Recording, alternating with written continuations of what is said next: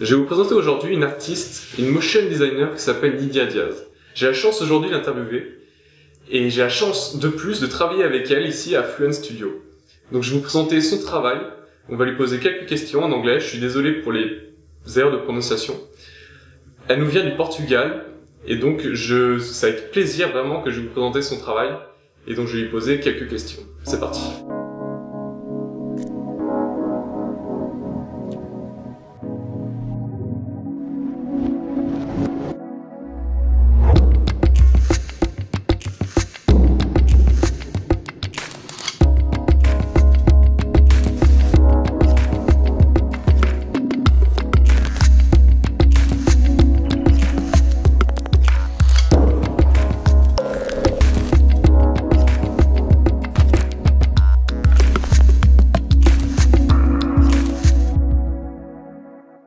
Hi Nidia, the first question for you, what's about your story, your graphic design history and motion design?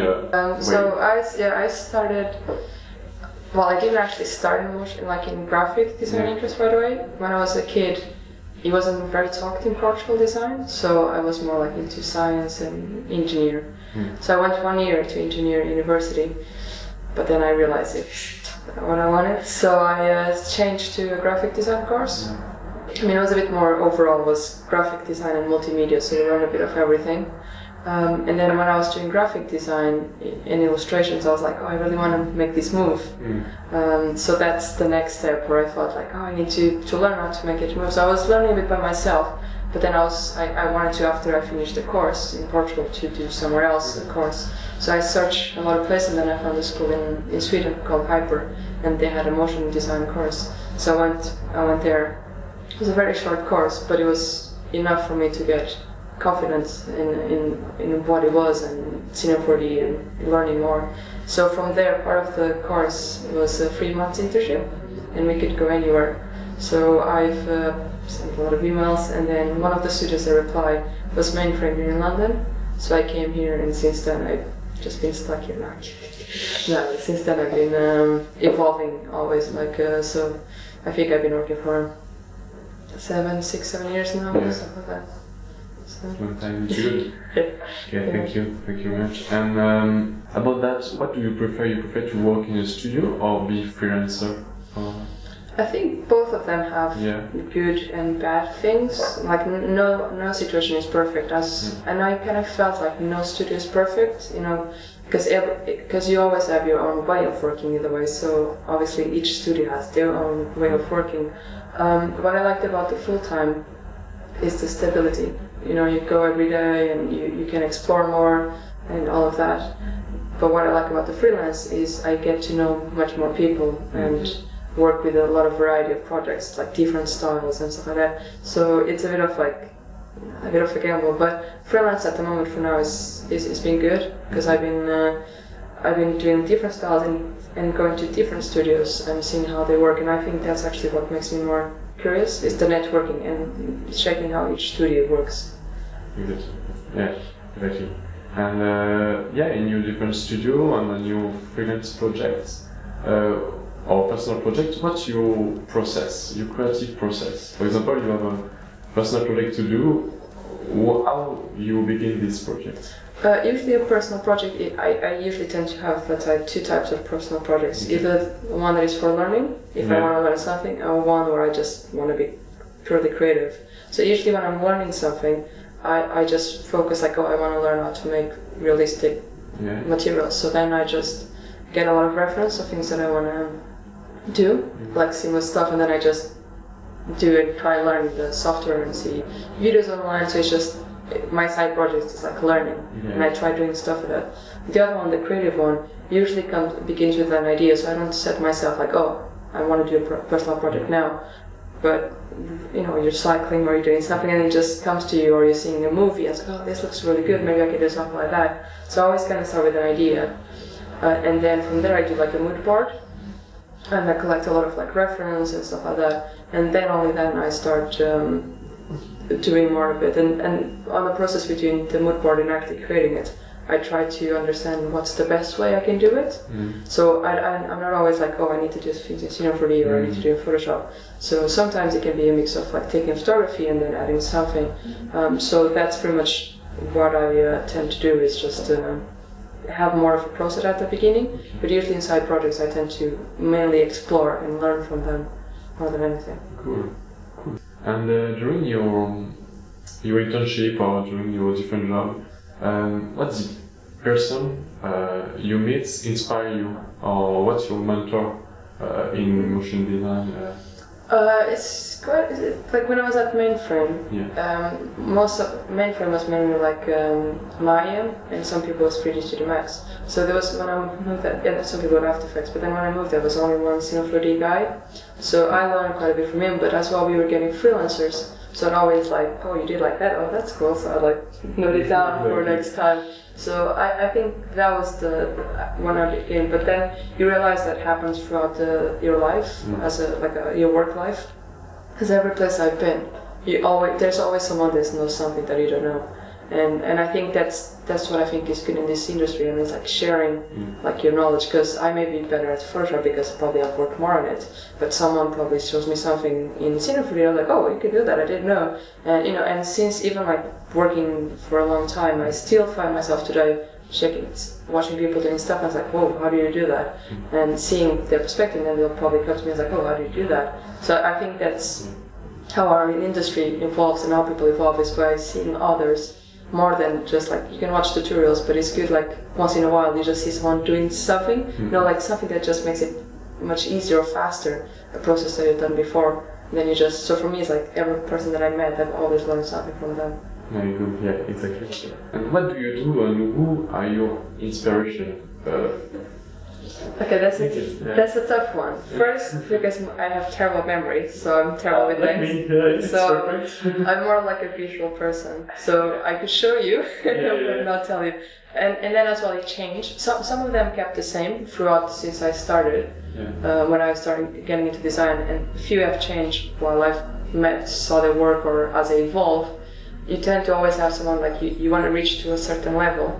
So you have someone that is like your hero there. But then you start getting close to it, and then you find someone else. So, but I have like, there's this Brazilian designer, which is, or motion designer, which is Nando Costa. He used to work at some companies in LA and stuff like that.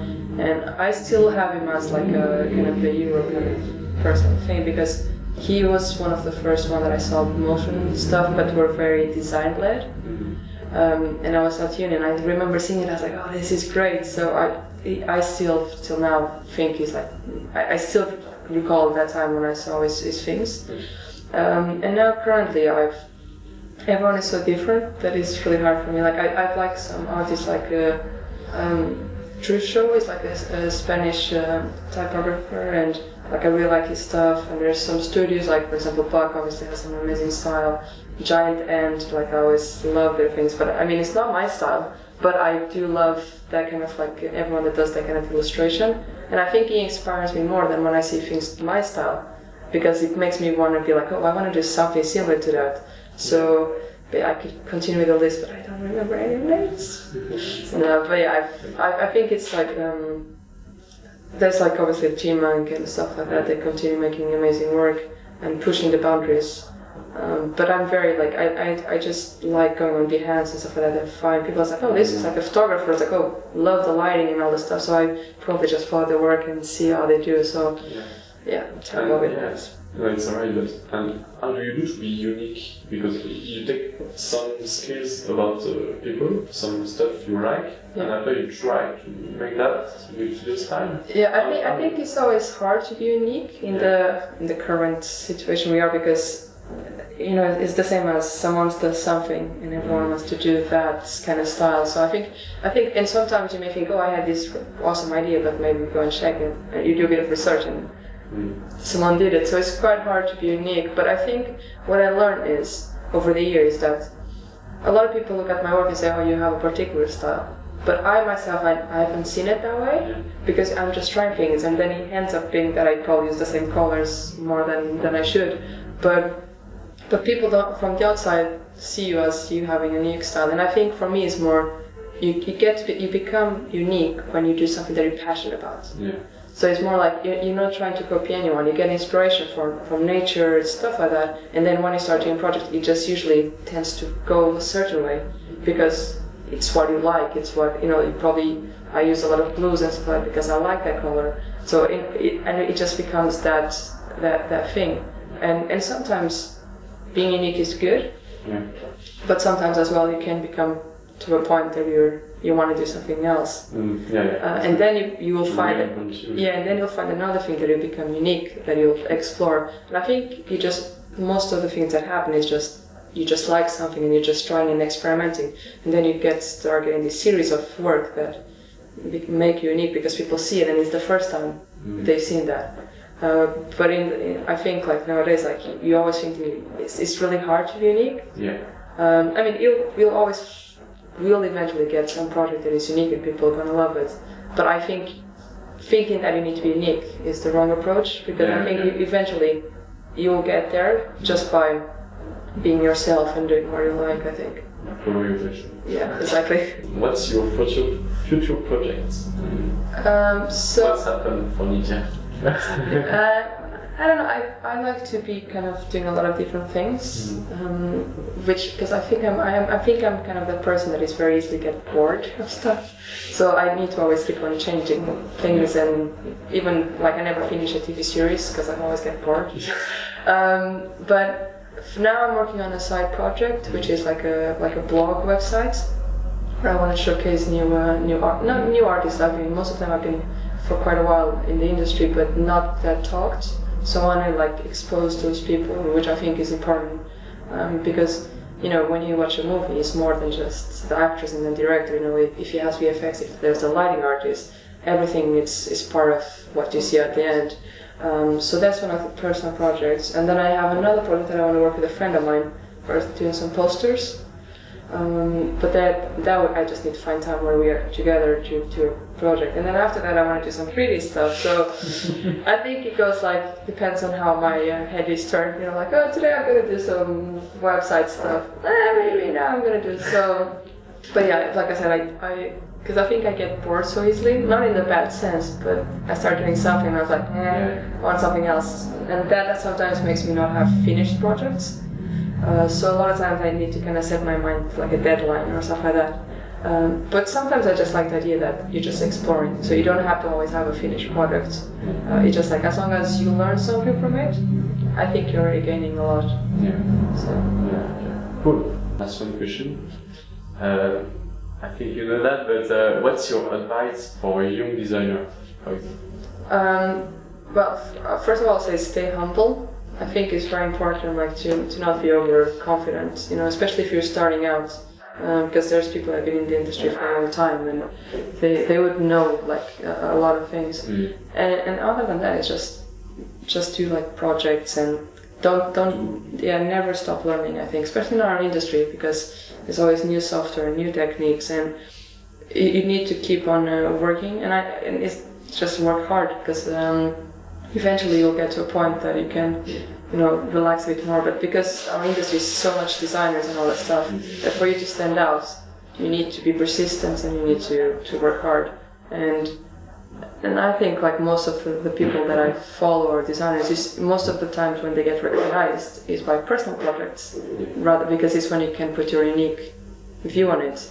And I think that's why the work harder is, because you need to work after your full-time job to continue evolving and stuff like that. So I'll say just push for it, and also don't feel like if you fall sometimes, it's fine, you know, it's gonna happen. If something like, I've done projects where I've made mistakes, you know, and I have to be like, sorry, I've totally messed up, but it's fine because they know that you're at the beginning, you know. But at least as long as you say, sorry, I've done wrong, and you tell that to people, they're gonna be fine. But if you do something and you're like, no, I did it good, you know, if I've done stuff like some mistakes and done stuff to clients that forgot to put the audio on it, and I didn't even check. And they're like, where's the audio? Sorry. Yeah, like delivery times and forgetting about it, and then I was like, no. But as long as you've seen that you've made a mistake, and then, you learn. because Because you should never expect that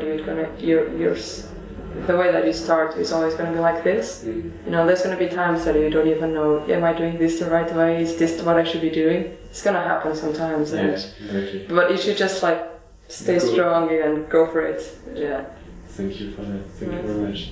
And where we can find your work, your creations? All social media. But mainly on my website, NidiaDias.com, and on Behance. Sometimes I put more projects on Behance, like tests, and usually on the website I tend to do more like the commercial work or some more, like more finalized versions. Okay, cool. Thank you very much, Nidia. Yeah, worries. Bye.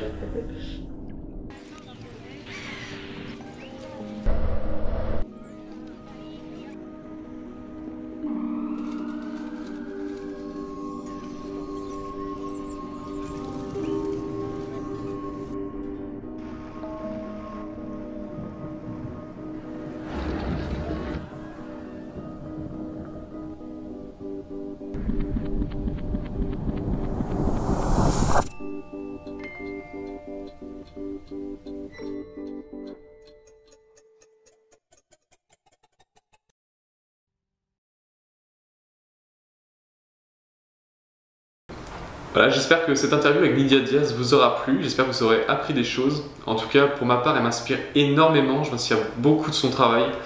C'est une artiste à suivre, elle a vraiment beaucoup de talent et je la remercie pour ça. Et donc on se retrouve pour une autre vidéo et surtout, reste unique.